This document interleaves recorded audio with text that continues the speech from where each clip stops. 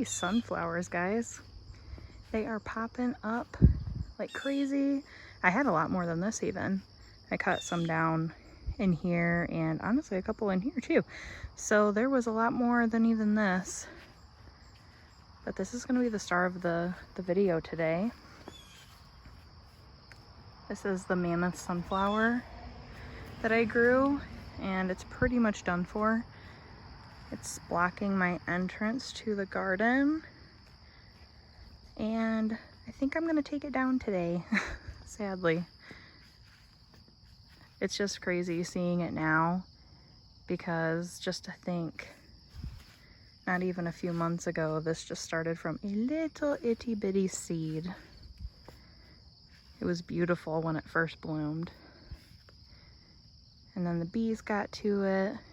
It's had its life, and now it is time to take it down. I'm gonna be using these.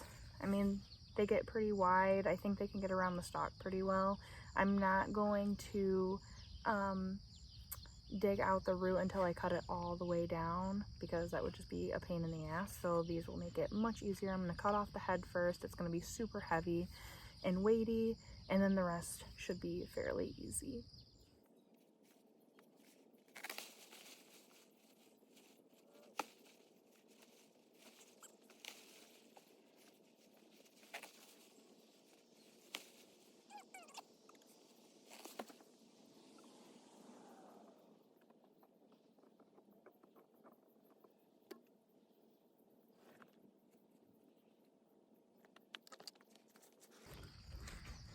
That is it, you guys. Holy crap. This thing is huge. Like, look, size comparison. That's unreal. I mean, if you guys have grown sunflowers before, mammoth sunflowers, then you already know, but I haven't. So this is like, oh my gosh, this thing is huge.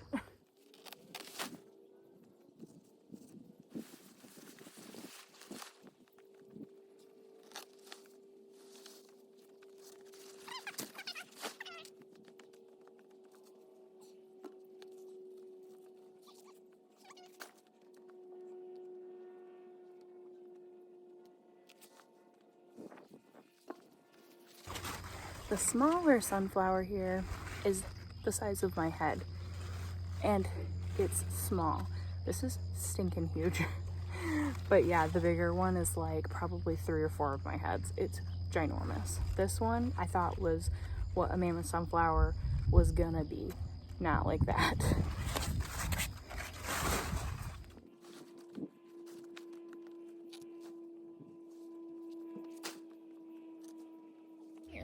So the big one I am going to be saving and hanging up in our garage with a brown paper bag over it to dry, so I can save the seeds right here. And all I'm gonna do is kind of brush off these little, well, like flower things you can see, just to clean it up some and give me just a nice clean slate here.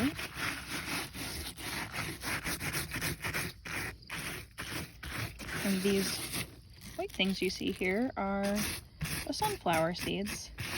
So when these dry, they'll obviously get a lot darker in color. And I'll be checking the bag probably every 10 days. It should take like, I guess 20, 30 days, maybe a little longer, just depending on your climate that you're in. But it honestly shouldn't take that long for these to dry. After it is dry, you'll harvest the seeds, store them in a little baggie, and then plant some for next year. Now this is an enormous amount of seeds, but you can use the seeds year after year, and they should be good as far as expiration date goes. You should be able to use the seeds for at least a few years, I think. But anyways, I'm really excited. This is a huge sunflower. As for the other one here, I need to cut this from the stem but this one wasn't quite ready. The petals are still kind of fresh. You want to cut it and harvest for seed saving when the petals are kind of more dry and crunchy sounding. This one was a lot farther along than the smaller one, so that makes a lot of sense. But anyways, I'm probably just going to throw that one in the field. I have plenty of seeds here to last me a very long time.